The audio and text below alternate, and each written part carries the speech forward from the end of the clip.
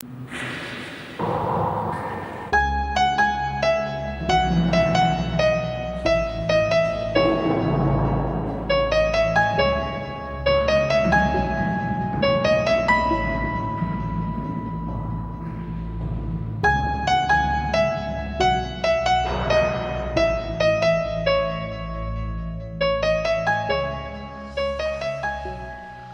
presente video tiene como objetivo mostrar los aspectos generales de las operaciones unitarias de mezclado, granulado y secado de sólidos, dentro del contexto farmacéutico como una estrategia al mejoramiento de la enseñanza-aprendizaje para los alumnos del área terminal de la carrera de Química Farmacéutico-Biológica QFB de la FE Zaragoza.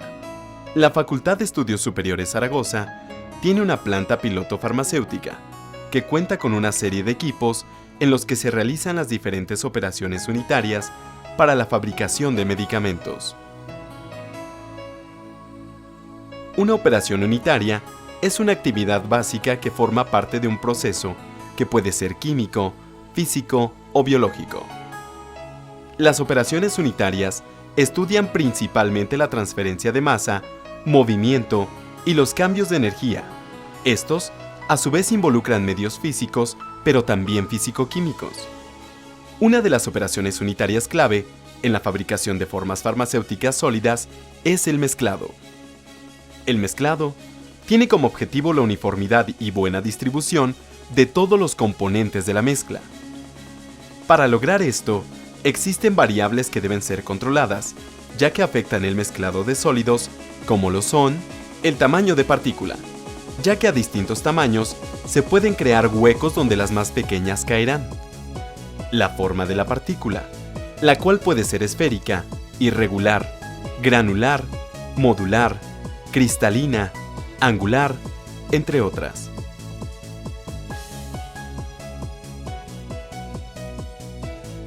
La densidad del polvo, siendo esta la relación que existe entre la masa del polvo y el volumen ocupado.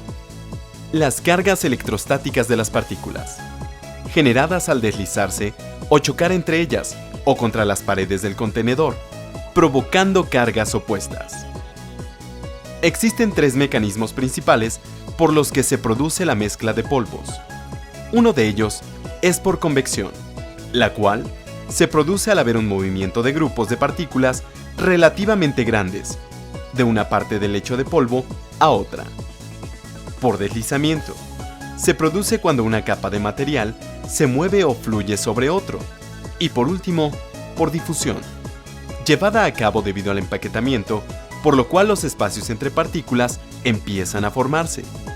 Cabe decir que para obtener una mezcla uniforme y de manera rápida, los mezcladores combinan estos mecanismos. De los distintos mezcladores para polvos, la planta piloto de la FE Zaragoza cuenta con 3, los cuales se presentan a continuación. El mezclador UV, o de pantalón, fácil de reconocer ya que cuenta con un cuerpo en forma de V de acero inoxidable. También es conocido como mezclador de corazas gemelas o cilindros gemelos. El segundo es el mezclador de listón, y consiste en una cubeta semicilíndrica normalmente provista de 2 o más espirales de cinta. Una espiral es de mano derecha y otra de mano izquierda. Así, el material se mueve de ida y vuelta en la cubeta. El tercer mezclador, el cual se llega a utilizar para polvos y materiales viscosos, es el planetario.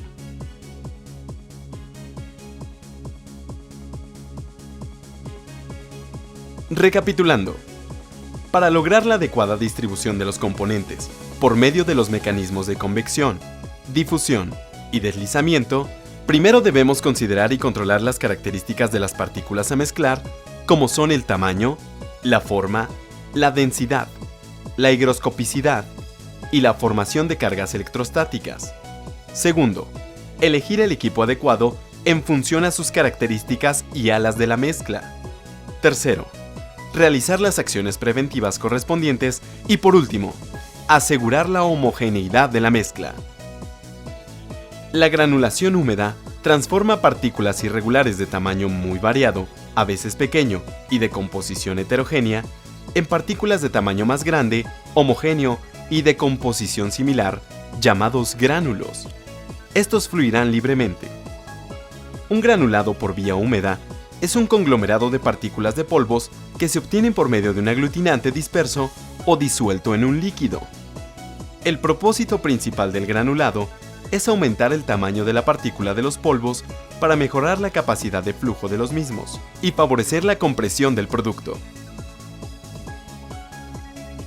Fuerzas interfaciales con películas de líquido móvil dentro de los gránulos. Durante la granulación por vía húmeda, se añade un líquido a la mezcla de polvos y se distribuye como películas que rodean y se introducen entre las partículas, habiendo 4 estados de distribución del agua entre las partículas. El primero es el estado pendular, donde existen niveles de humedad bajos y las partículas se mantienen unidas con anillos de líquido que tienen forma de lente y provocan la adhesión como consecuencia de las fuerzas de tensión superficial de la superficie de contacto líquido-aire y de la presión hidrostática que se produce en el puente líquido. El estado funicular, el cual representa un estado intermedio entre los estados pendular y capilar. La fuerza tensil de la humedad de los gránulos aumenta unas 3 veces entre el estado pendular y el funicular. El estado capilar se alcanza cuando se ha desplazado todo el aire que había entre partículas y se mantiene por aspiración capilar en la superficie de contacto líquido-aire, solo que ahora se encuentra en la superficie de los gránulos. El estado de gota es cuando la superficie del líquido envuelve completamente a las partículas. Estas se mantienen juntas por la tensión superficial de la gota, aunque no existan fuerzas intergranulares. En un mezclador de listón o planetario, se realiza la etapa de humectación, donde a la mezcla de polvos se le añade una solución aglutinante lentamente sobre la misma, con el fin de proporcionar cohesividad a los componentes para obtener una masa húmeda lista para ser granulada. En la práctica, el punto óptimo es el estado capilar de la granulación, y se logra cuando al tomar una porción de la masa húmeda con la mano y presionarla suavemente, al abrir nuevamente la mano, no debe resquebrajarse ni pegarse a los dedos la masa húmeda. Posterior a humectación, se produce la granulación de la mezcla humectada, la cual se coloca en el granulador oscilatorio para hacerla pasar por una malla de diámetro conocido y especificado para obtener un gránulo húmedo.